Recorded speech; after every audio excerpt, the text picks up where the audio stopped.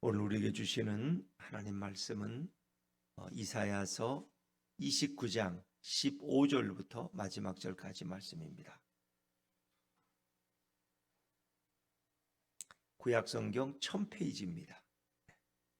구약성경 1000페이지 이사야 29장 15절부터 24절까지 말씀, 저와 여러분이 한 절씩 교독하십니다. 자기의 계획을 여호와께 깊이 숨기려 하는 자들은 화 있을진저 그들의 일을 어두운 데서 행하며 이르기를 누가 우리를 보랴 누가 우리를 알랴 하니 너희의 패역함이 심하도다. 토기장이를 어찌 진흙같이 여기겠느냐.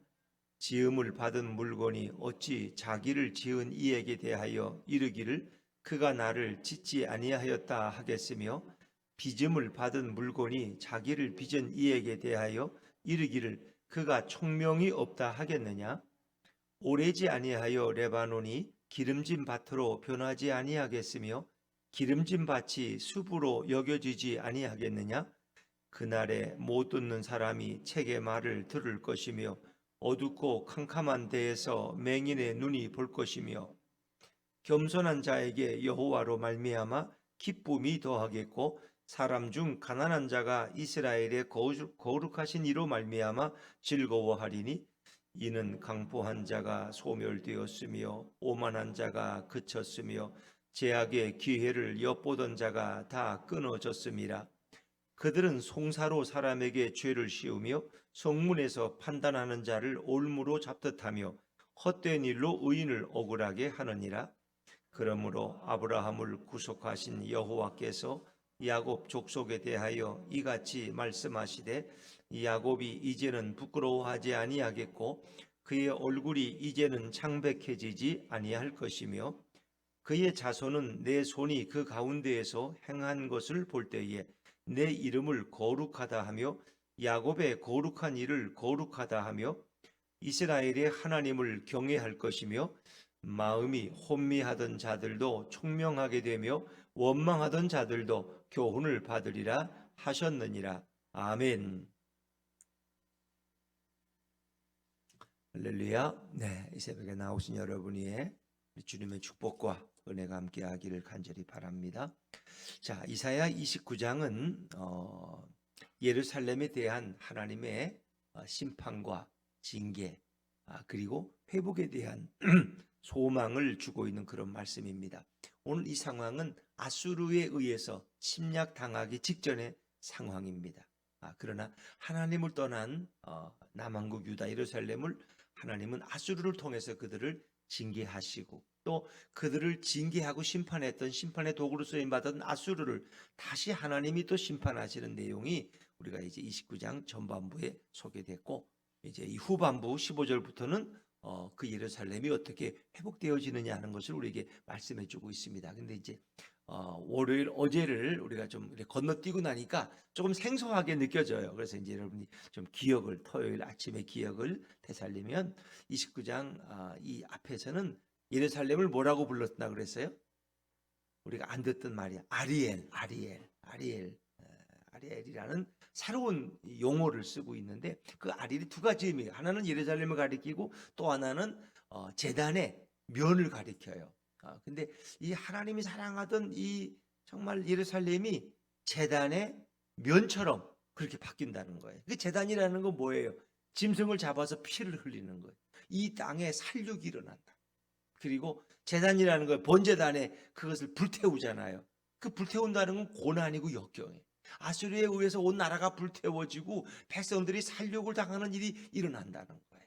이것이 아리엘이라는 뜻이 가지고 있는 두 가지 의미예요. 이제 안 쓰던 우리가 못 듣던 용어를 사용하시면서 하나님이 친히 대를 쌓아서 이 예루살렘을 공격하시겠다. 하나님이 예루살렘과 싸우시겠다. 어떻게 하나님이 자기 백성과 싸우겠어요? 근데 이 백성의 죄악이 너무나 크기 때문에 하나님이 그들을 치시는데 이제 하나님이 누구를 통해서 아수르를 통해서 치신다는 거예요. 그들의 죄악 때문에. 그런데 이제 그들 예루살렘을 심판하고 침략한 그 아수르는 하나님이 다시 또 그들을 심판하셔요. 아수르는 그래서 아수르는 마치 꿈속에서 살한 것처럼 그들은 다시 채로 변하고 모든 것이 변하죠. 이제 그런 내용이 이제 앞부분에 이렇게 소개가 됩니다. 그러면서 예루살렘에 지은 죄도 하나님이 쭉 설명해 주시는데 뭐 일일이 다시 읽지는 않겠습니다만은 죄악으로 그들의 눈이 어두워져서 그들은 바로 보질 못해. 또 귀가 들리지 않아서 하나님의 음성을 못 들어요. 그러니까 선지자의 그 책의 말을 그들이 듣지를 못해. 그들의 총명이 다 사라져. 그리고 그들은 포도주와 독주에 취해 있어서 하나님을 알지 못해요. 그리고 가장 큰 그들의 죄는 13절에 소개되는데 뭐 그래도 한번 우리 읽고 지나가면 좋겠네요. 자, 13절 말씀 앞부분을 한번 29장 13절입니다. 같이 읽죠. 시작. 주께서 이르시되 이 백성이 입으로는 나를 가까이 하며 입술로는 나를 공경하나 그들의 마음은 내게서 멀리 떠났나니 그들이 나를 경외함은 사람의 계명으로 가르침을 받았을 뿐이라. 그들은 어릴 때부터 율법으로 교육을 받았어요. 이제 그런데 그것이 잘못된 교육이 돼가지고 어떻게 했어요? 입술로는 하나님을 가까이, 이 백성 입으로는 나를 가까이 하는데 입술로는 나를 공경하는데 그들의 마음은 내게서 멀리 떠났다. 입술에는 늘 주님을 찬양해. 율법을 줄줄줄 애워. 입으로는 그냥 암송을 잘해서. 그런데 마음은 하나님을 떠났다. 그들의 마음은 다 우상 숭배에 빠졌고 세상의 쾌락과 재물에 빠져 있다는 거예요. 하나님이 굉장히 섭섭하게 여기시는 이 큰 죄악이에요. 너희의 마음을 내게 달라. 너희의 마음을 내가 원하지. 너희의 입에 입 바른 소리를 나는 원하지 않는다. 입술로는 하나님 앞에 오면 그들이 거룩하다, 뭐 찬양하다, 뭐 별 얘기를 다 했겠지. 근데 그건 상관없다는 거예요. 너희 마음이 나를 향해 된다. 너희 마음. 그 주님은 늘 우리의 마음을 제일 중요하게. 그래서 우리의 중심을 보시는 하나님이에요. 그리고 예수님의 그 비유에 나오는 말씀에도 우리가 어떻게 하나님을 사랑하느냐 그러니까 뭐라 그래? 너희 마음과 너희 목숨과 너희 생각과 너의 의지를 다 합쳐서 하나님을 사랑하고 내 이웃을 내 몸같이 사랑. 그러니까 우리 인간들이 마음을 주님께 안 드린다는 거예요. 사랑한다고 하면서도 진짜 사랑하지 않고 당신의 목걸이를 사랑하고 당신의 통장을 사랑하는 이들도 많거든. 아파트가 있어야 결혼하지. 아파트가 없는데 어떻게 결혼을 해요? 그 아파트를 사랑하는 거야, 그 신부는. 예를 들면, 그러니까 당신을 사랑. 우린 주님을 사랑해야지. 자꾸 껍데기를 사랑하고 주님이 주시는 축복을 사랑해서는 안 된다는 거예요. 주님이 근데 이스라엘 백성이 하나님을 떠난 이유가 거기 있다. 입술로만 번드르하게 했지만 마음은 하나님을 깨뜨리지 않았다. 그래서 14절도 보면 참 또 귀한 말씀인데 14절도 한번 읽는 김에 같이 읽어보죠. 14절입니다. 시작. 그러므로 내가 이 백성 중에 기이한 일, 곧 기이하고 가장 기이한 일을 다시 행하리니 그들 중에서 지혜자의 지혜가 없어지고 명철자의 총명이 가려지리라. 지혜자의 지혜가 없어져. 어느 아침에 명철자의 총명이 가려져. 하나님이 가리시면 끝이야. 그냥 뭐 치매, 알츠하이머 뭐 여러분 아시잖아요. 그렇게 총명하던 분이 그 박사학위가 3개씩 하신 그 박사님이 자기 집도 못 찾아가고 전화번호도 모르고 손자가 와도 누구세요? 그러고 이거 얼마나 웃겨. 그러니까 하나님이 총명을 걷어가면 그렇게 되는 거예요. 하나님의 지혜를 걷어가면 미련하고 무식한 자가 되는 거예요. 그래서 그들은 다가오는 심판을 보질 못해. 이 위험이 어떠나 큰 위기인 걸 구분할 줄을 몰라. 왜? 총명이 다 사라졌기 때문에. 우리가 또 읽다 보면 하나님이 그들에게 깊이 잠들게 하는 영을 너에게 부어주신다 그랬어요. 잠들게 하는 영을 주면은 다 영적으로 잠들어서 깨닫는 자가 없어. 다 잠들어. 한결같이 너희의 눈을 하나님이 감기시고 그리고 선지자들 선견자들의 귀를 다 덮으시고 이러니까 바른 말을 하는 사람도 없어. 다 잠들어 있어 영적으로. 이게 이제 심판이고 또 비극이죠. 그래서 엉뚱한 말만 하는 거죠. 근데 이제 하나님이 그걸 안타깝게 여기시는 거예요. 그래서 오늘 이제 15절로 좀 넘어와서 좀 이어가겠습니다. 자, 15절로 하면요. 15절 같이 읽죠. 시작. 자기의 계획을 여호와께 깊이 숨기려 하는 자들은 화 있을진저 그들의 일을 어두운 데에서 행하며 이르기를 누가 우리를 보랴 누가 우리를 알랴 하니. 요즘은 뭐 누가 우리를 보랴 누가 우리를 알랴 그래. CCTV가 다 보고 있더라 그래가지고 요즘 웬만하면 숨기지를 못해. 도둑이 잡히는 게 CCTV 때문에 잡혀요. 그런데 뭐 그 당시에는 그런 건 없었지만 하나님을 속일 수 없다는 거예요. 근데 이제 이사야 선지자가 아수르의 위험이 왔을 때 너희는 하나님을 의지하지 강대국을 의지하지 말아라. 특히 애굽을 의지하지 말아라 하는 말씀을 해요. 근데 이 이제 왕이나 신하들은 그 말을 귀에 안 들리는 거야. 그리고 그들은 애굽을 의지하려고. 그래서 이사야 선지자가 모르게 조용하고 은밀하게 애굽과 조약을 맺어요. 아수르가 우리를 공격하면 당신들이 우리를 와 도와달라고 말해 이렇게. 근데 이사야가 반대하니까 은밀하게 뒷길로 이렇게 계약을 맺어요. 그리고 이사야가 모르리라고 생각해. 이사야를 숨기려는 건 결국 누구를 숨기려는 거예요? 하나님의 눈을 속이는 거예요. 그럴 수 없다는 거예요. 너희가 하나님을 속일 수가 없다는 거예요. 그래서 15절에 자기의 계획을 여호와께 깊이 숨기려 하는 자들은 뭐 있을진저? 화 있을진저. 화가 있다는 거예요. 하나님 앞에 숨기려고 하지 말라는 거예요. 그들의 일을 어두운 데서 행하며 누가 우리를 보랴 누가 우리를 알랴 그런 생각조차 하지 말라는 거예요. 하나님은 다 알고 계시고 다 보고 계신다. 이스라엘의 죄악은 하나님을 우둔하게 생각한 거예요. 그리고 하나님이 하지 말라는 애국과 조약을 뒤로 은밀하게 해요. 이게 다 그들의 죄악이야. 죄악. 선지자의 말을 듣지 않았어. 그래서 그들을 뭐라고 책망합니까? 선지자가 16절 말씀입니다. 이사야서 29장 16절 시작. 너희의 패약함이 심하도다. 토기장이를 어찌 진흙같이 여기겠느냐. 지음을 받은 물건이 어찌 자기를 지은 이에게 대하여 이르기를 그가 나를 짓지 아니하였다 하겠으며 빚음을 받은 물건이 자기를 빚은 이에게 대하여 이르기를 그가 총명이 없다 하겠느냐. 우린 지음 받은 물건. 그러니까 하나님을 토기장으로 표현하는 토기장. 그리고 우리는 토기야. 하나님이 우리를 빚어서 우리를 토기로 그릇으로 만들어서 이렇게 쓰시는 거예요. 그러다가 만들어 쓰다가 마음에 안 들면 어떻게 해요? 그걸 다시 망치로 부셔 흙을. 그래가 다시 또 물을 섞어서 다시 또 이렇게 진흙을 또 이겨서 또 새로운 걸 또 만드시. 하나님은 모든 걸 다 하시. 만드신 그분이 어찌 모르겠느냐. 그러니까 16절 너희의 패역함이라는 것은 하나님을 떠나고 하나님을 무시하는 너희의 그 완악한 죄가 너무 심하다는 거예요. 토기장이를 어찌 진흙같이 여기겠냐.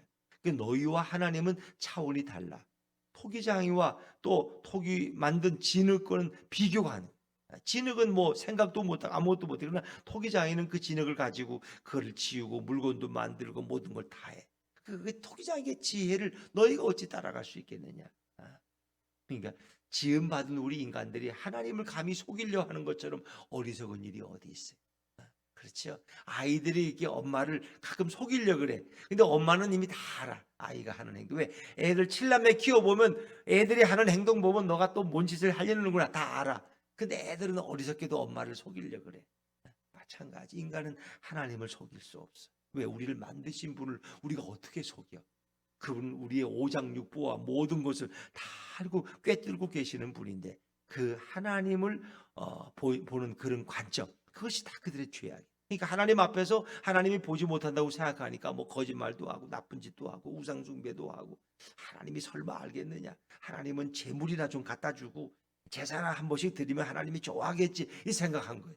그리고 대부분의 시간은 우상숭배에게 가서 거기 가서 시간을 보내고 이 다 어리석은 거예요. 그들의 죄악이 일일이 다 이렇게 하나님이 알고 계시는 거죠. 근데 이제 이렇게 이스라엘의 죄의 목록을 열거하시고 그리고 이제 그들의 또 이렇게 심판을 받겠죠. 근데 하나님은 그런 심판의 예언 가운데서 그들에게 또 회복의 소망도 주셔요. 참 하나님 놀라우신 분이야. 17절부터 24절까지는 이제 메시아가 오심으로 너희가 회복되어지는 것을 또 하나님은 또 말씀하셔요. 진노 중에 은혜를 주시고 심판 중에 정말 그들에게 긍휼을 베푸시는 그런 주님의 모습인데 20절부터는 이제 메시아가 오시면 예수님이 오시면 일어날 일들을 또 우리에게 설명하고 있어요. 자, 그러니까 동시에 심판의 예언과 또 회복의 예언을 이사야는 지금 하고 있는 거죠. 자, 17절 말씀 또 17절입니다. 시작. 오래지 아니하여 레바논이 기름진 밭으로 변하지 아니하겠으며 기름진 밭이 숲으로 여겨지지 아니하겠느냐. 오래지 아니하여. 이게 오래 안 걸린다는 거예요. 레바논이라는 건 여기서 황폐한 황무지를 가리켜요. 황무지. 황무지가 기름진 밭으로 변화되는 거예요. 기름진 밭은 잘 정돈된 이런 좋은 밭. 또 기름진 밭이 숲으로 여겨지지 아니하겠네. 이 모든 것이 뒤바뀐다는 거예요. 메시아가 오시면. 자, 18절, 그날에, 메시아가 오시는 그날에 어떤 일이 일어나겠느냐. 18절 같이 읽죠. 시작. 그날에 못 듣는 사람이 책의 말을 들을 것이며 어둡고 캄캄한 데에서 맹인의 눈이 볼 것이며. 그래서 우리가 29장 앞부분에서는 어떤 일이 있었어요? 그들이 그 책의 말을 듣지 못해. 들려줘도 미련해가지고. 그리고 그들이 다 맹인에 대해서 보지를 못해. 근데 메시아가 오시면 다 반대로 이루어져요. 못 듣는 사람이 하나님의 말씀에 귀를 기울일 것이고, 어둡고 캄캄한 데에서 맹인이 눈을 뜨게 될 것이다. 보게 될 것이다. 그 얘기는 메시아가 오시면 일어날 일들을 이사야 선지자가 예언하는 건데, 결국 예수님이 오셔서 뭐예요? 소경의 눈을 뜨게 하시잖아요. 바디메오의 눈을 뜨게 하시고, 듣지 못하던 규모거리의 귀가 열려지게 하시고, 그 모든 것은 메시아가 오심으로 이루어질 그 나라를 미리 우리에게 예수님께서 오셔서 보여주셨고 이사야가 예언하고 있는 것이죠. 또 억눌린 자들, 메시아가 오시면 모든 억눌리고 이런 고통당하는 자들의 그 신원을 다 회복시켜 주시는데, 이제 그 말씀도 19절에 이어집니다. 19절 말씀 시작. 겸손한 자에게 여호와로 말미암아 기쁨이 더하겠고 사람 중 가난한 자가 이스라엘의 거룩하신 이로 말미암아 즐거워하리니. 그러니까 그 시대에서는 정말 주목이 가까웠고 법이 별로 없어요. 이거 인권 변호사가 있겠어요? 뭐 그때 뭐 있겠어요? 권력 잡은 자가 최고고 힘 있는 자가 최고야. 그래서 성경에 주로 나오는 겸손한 자, 가난한 자, 이것은 다 고통당하는 자들이에요. 억눌린 자들, 힘이 없고 배경이 없고 권력이 없어서 늘 짓눌리고 살아가던 그런 민초들을 가리키는 거예요. 근데 겸손한 자, 가난한 자, 다 그들은 억눌려서 고통당하던 사람들이에요. 근데 그들이 하나님으로 말미암아 어떻게 해요? 기쁨의 인생을 회복한다. 19절에 보면 겸손한 자에게 여호와를 말미암아 기쁨이 더하겠고. 남한테 억눌리고 매맞는 사람이 무슨 기쁨이 있겠어요? 근데 그들이 기쁨의 삶을 살게 돼요. 사람 중 가난한 자가, 빈핍한 자들이 뭐예요? 이스라엘의 거룩하신 이로 말미암아 즐거워하리니. 이스라엘의 거룩하신 이가 누구라 그랬어요? 예수 그리스도. 예수님이 오심으로써 그 고통당하도 억눌리던 가난한 자들이 이제는 즐거워하고 기뻐하는 삶을 살게 됐다는 거예요. 그게 메시아 시대에 일어날 일을 말씀하는 거예요. 그러니까 창기와 세리들은 이 땅에서 기뻐할 일이 없다는 거 아세요? 세리는 죄인 중에 죄인이고 돈은 좀 있지만 세리들은 맨날 지탄받는 인간들 취급을 못 받아. 창기, 그건 사람도 아니야. 그 창녀들이 뭐 사람이에요 그게? 그런데 그 멸시받던 그들이 예수님이 오셔서 기쁨을 회복하는 거예요. 잠시나마. 왜? 천국은 너희의 것이다. 너희가 천국에 들어가는. 이거 말도 안 되는 얘기야. 예수님은 그런 말씀하셨어요. 그런데 그것은 장차 이루어질 천국에서 이런 메시아의 왕국이 일어날 때 경험한 일이에요. 억눌리던 자들이 기쁨과 즐거움을 회복하게 될 것이다. 그런 말씀. 뭐 이걸 꼭 가난한 자를 두둔하는 그런 말씀이에요. 그 부자는 나쁜 놈 이런 말씀이 아니에요. 그 시대 표현으로 보면은 겸손한 자, 가난한 자는 다 억눌리고 고통당하는 자들이야.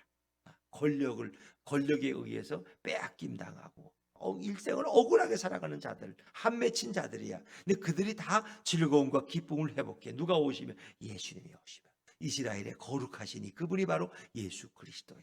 그렇죠? 자, 그리고 이제 그들을 괴롭히던 그 강포한 자들은 어떻게 해요? 다 그들은 멸망당해요.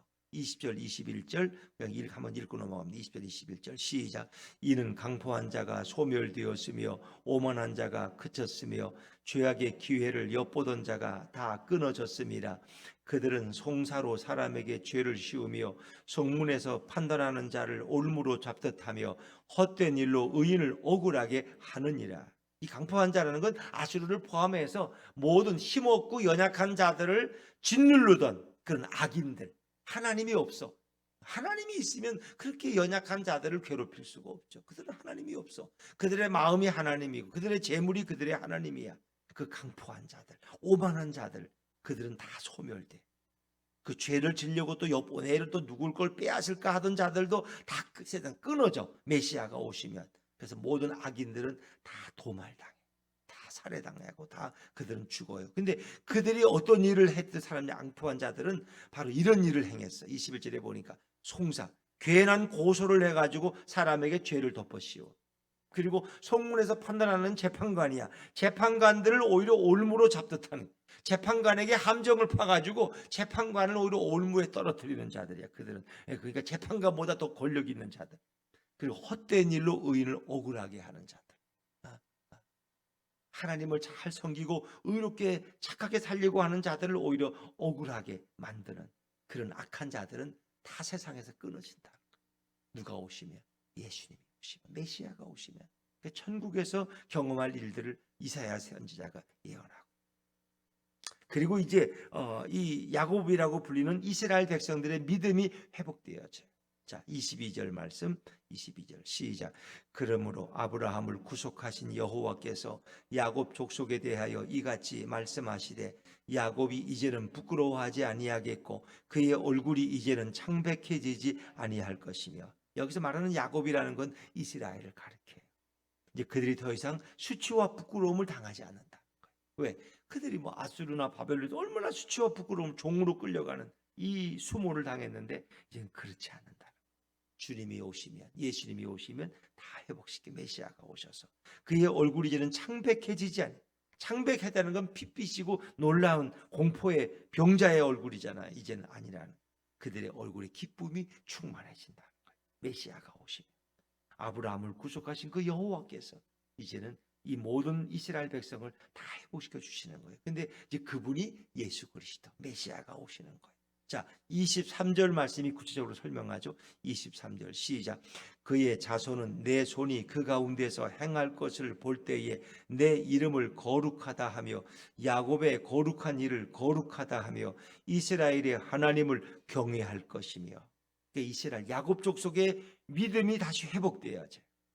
그래서 그들이 그의 자손들, 야곱의 자손들이 이제 뭘 하느냐? 내 손이 그 가운데서 행한 것을, 하나님이 그 이스라엘 백성을 어떻게 회복시키는가를, 어떻게 역사하시는 것을 그들이 볼 때에, 그 자손들이 볼 때에 내 이름을 거룩하다 하며, 여호와의 이름을 거룩하다고 하는 것은 하나님을 다시 예배하고 하나님을 영광을 돌리는 거예요.